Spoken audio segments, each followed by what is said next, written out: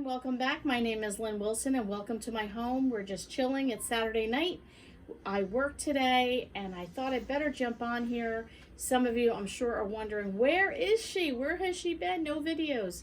I'm sorry. Last week Graham was in the hospital, as many of you have seen from the videos, and I appreciate all the comments, the cards that we received in the mail, and the prayers and the support from all of you. It's just great to have a circle of friends in the YouTube land that you just know people really care about you, and I appreciate that. So this week has been a week of getting acclimated, being back at home, new routines and things like that because of what happened to him. This coming week will be our first follow-up visits to the hospital stay. So hopefully we get good test results and good everything that we can kind of get back into normal routine. So many people have asked, how is he doing? Here it is in a nutshell. Great. He looks great. He feels great. No breathing issues, no pain in the leg, no pain in the foot. Leg is partially still swollen, but that takes a while. Coloring is still pink, red, and a little blue, but that also takes a while. Taking all his medication, but his energy level, if anything, has gone off the roof. Things are looking good, so let's just hope that's what the doctor tells us. So, what are we doing on Saturday night? I don't really know. I have a bunch of stuff going on this week. So as you saw in the beginning of the video, we had a homeschool co-op that my company where I work, my organization that I work for, started a homeschool co-op for the first time at our facility. So we probably had about 100-ish people come and join, and I think some more are still signing up. We probably also had maybe, I'm guessing, 8 different classes. We had a nature class for 3 different age groups. We had a audio-visual class for 2 different age groups. There was a photography class for 2 different age groups. There was, what else? There was a Bible class. There was 2 different art classes, 2 different styles of art. There were gym classes. I can't even remember. We had a number of different classes, so it broke it down into age groups. So another thing that happened this week is I had a friend of mine who I haven't seen in about 2 years message me and said, we have a mutual friend, and she said, I'm going to drop a bag off to her. I have some planner items. So you saw, look at this. You can probably see a lot of it. All this stuff here. And let me get more stuff here. And then we have more stuff, more stuff, more stuff, more stuff, more stuff. Pens and papers, more stuff here. And then look at this gorgeous planner. Isn't that beautiful? And it's got the gold trim on the binding there. Look at that. This is a Kiki K planner. I don't know if any of you are into planners. You leave me a note below if you're into planners. I'd love to know how many of you were planner girls and into the planner society and decorating and all that. But this is a Kiki K. And I have a day timer that I absolutely love, and it's like a turquoise that I had used, and then, you know, you change, you try Traveler's Notebooks. I went back to a Filofax. So I'm in the process of going, yeah, what do I want to do now? Like, I don't know. I don't know what I want to do. But look at all this good stuff. Stickers and nothing. I had another stack of another A5 planner. It was a Filofax. It was like a lime green. I love Filofax. It's probably my favorite.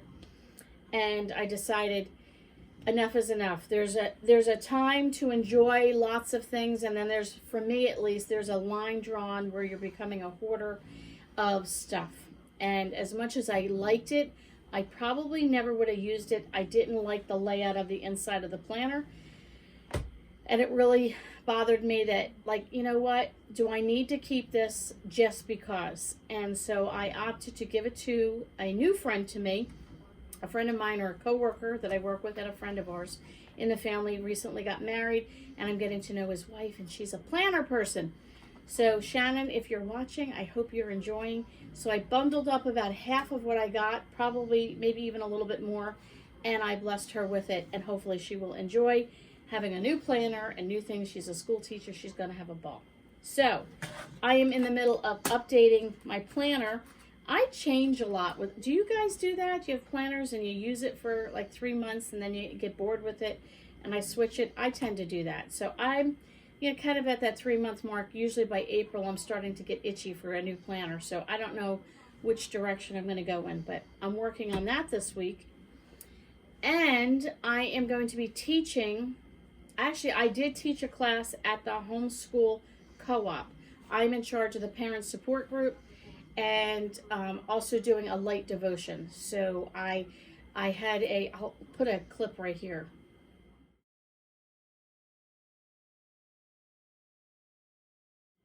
So you saw that bucket of dirt there, and my topic for my devotion was Get the Dirt. Are you qualified as a homeschool parent? So that was my topic, and we had a great time, and I shared that visual with them, and I wish you were all there because you probably would have enjoyed it. So I shared that, and I'll be speaking now for them. It's for 6 weeks, every other week, so I have 5 more teaching sessions. The next one I will be doing is teaching your kids to fly and not walk. So that'll be kind of interesting. And that same type of devotion I will be teaching my group that I started called Chat, where I mentor young girls that are teens from like 12 to 18. We'll be teaching them a craft of quilling, which we've talked about before, and I have an unboxing for you. And I'll be teaching that devotion, teaching them that they can fly and not have to walk and fit in with everyone else. And we're going to be basing that on Jeremiah 29:11 for those of you that are into scripture. So here we go. I got a bag of quilling tools, and they're all one color, purple. I don't know if they come in multiple colors, but this is on Amazon. I will leave in the description below the link for these particular tools in case you're interested. You can also just buy a single tool. I have a class to teach, so this is a dozen tools. Then I also picked up this kit, which we're going to open. And there's a picture on the back there of some of the things. So let's open this up. I will not actually do any quilling tonight. I will bring you back for that. But I wanted to at least show you, in case you're interested in quilling, you can watch other videos on it. I'm going to show you some simple ways to do it. And let me show you this too. This is Elmer's school glue. These are at the Dollar Tree. They're 3 for $1, but they have a very, I don't know if you can even see it on here, but they just show you a little bit. It has a fine tip on it. So like you just want to put a tiny little drop of glue. Sometimes the regular bottle of Elmer's, it kind of comes out a lot. This is perfect for doing fine tips. It has a fine tip on it that if you want to just do a little bit of glue. So let's see what we got. And now here we go. This is the opening of the box. So this right here looks like a comb, and it is not. What you do with this, let's see if they have the papers. They have a cleaner on here. This is so that you can actually put a strip of paper on here, and then you can cut. So you would actually have like a fringed piece of quilling paper that when you roll it and you flex it open, you'd have a flower. And they give you, looks like 2 stacks of quilling paper. And then on the back, let's see what they have. They have different colors that you can get, and they show you the different shapes as well. And again, at the end of the video, I'll have a close-up of this. But this is quite if you're into quilling, you know how much paper that is. That's a lot of paper. If you're not into quilling, trust me, that's a lot of paper. That is a lot of paper. They also, what else did we get? We got it says a free gift. Nothing fancy. It's just a ruler, 6-inch ruler, and what would that be? Centimeters, I guess. 15 centimeters. I don't know metric very well. Actually, I don't know it at all. But they give you a ruler. And then we also have a little instruction book. I'm opening this with you guys. So, okay, so it shows you in here. It shows you all kinds of stuff. Okay. And then what else did we get? What did we get? Ooh. Okay. This is awesome. Okay. Oh, I'll definitely do a close-up, I promise, because it's going to be hard to say. Okay, so here is like a ballerina. See that girl there? And in her skirt is all quilled, I don't even know what you call it, quilling flowers, rolled paper. So on this side, it's just the girl. So what I probably can do is photocopy this, color copy it. And it has little circles on here, which is very faint. So I don't even know if you'll really see it on the camera, but on the close-up you will. And then you just fill in those areas with these quilled paper. Then this one is really cool. NBC, you watch NBC on TV? This kind of reminds me of it. The peacock. Again, it has the different shapes down here you would fill in, and then it shows you on here to fill that in. So, let's see, maybe a little bit. Okay, so it shows you all the different style. There's a butterfly, there's some flowers and things like that. So as you make your shapes, you can fill them in on here. So these are some of the ones you can do. A bottle of glue. Okay, so this, let me show you on here. So here is a template so that depending on the size of the circle that you want. So let's say you pick this circle. Well, you don't want to keep making them and they're all different sizes if you're trying to, if you're trying to do that peacock and you want the base of the peacock to be all the same size, and then you go to the next size and so on. And you have a progression of sizes. You can put them in here and actually make them fit and then glue it and then set them aside, but this way they're all the same size. So it goes all the way down to a teeny tiny one there, and then it has a ruler, and it's in centimeters at the one side, so it would be what, 8 inches on one side and 20 centimeters on the other. Another, I don't know what this is. Let's see. I hear things in there. This is a quilling knitting board. I have no idea. Let's see what we can find. Gotta be careful. Ooh. Okay, what do we have in here? Okay. We have little pegs. Let me put these in here. Okay. I have not used this. I'm a quilter, but I do hand quilting and hand applique because I've never owned a sewing machine and I don't understand how to use a sewing machine. One day, hopefully I will learn. But I don't know how to use a sewing machine. So everything I do pretty much is by hand. I don't do a lot of stuff with machinery. Machinery intimidates me. I'm kind of old-fashioned that way. So this is a board, again, you can do on here. You can do that where you want to do the either ribbing on the paper or you want to do the fringe. And then they have these pegs. They're metal pegs that you can put on here. So if you want to wrap the paper around and you can make other designs. Some of this is a little advanced for the girls, which is fine. If the girls want to learn, we'll probably just keep this in the church.